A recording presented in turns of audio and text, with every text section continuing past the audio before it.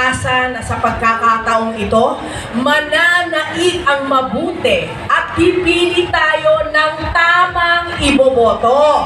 Tama? Okay. Guys, laban natin ito. Laban ng bawat Pilipino para magwagi ang mga tunay na bida sa ating buhay.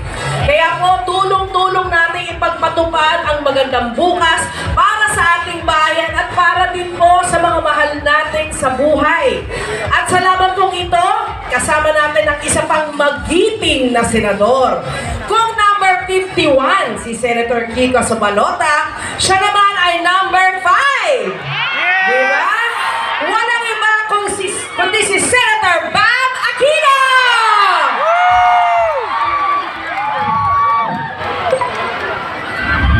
Magandang araw po sa inyong lahat. Si Senator Bam Aquino po ito.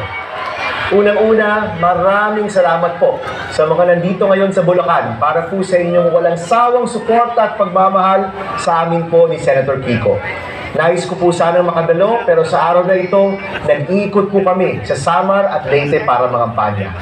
Naniniwala po kami ni Senator Kiko na mahalaga ang laban natin na ito para magkaroon tayo ng mga lingkod bayan na talagang tututok sa paghahanap ng solusyon sa mga pangangailangan ng ating mga kababayan.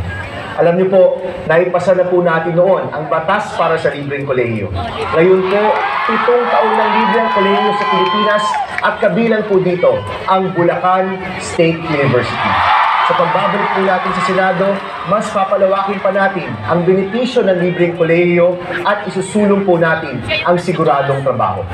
Pangarap ko po, ang bawat kabataan hindi lang diploma ang bitbit sa graduation kung hindi job offer na din.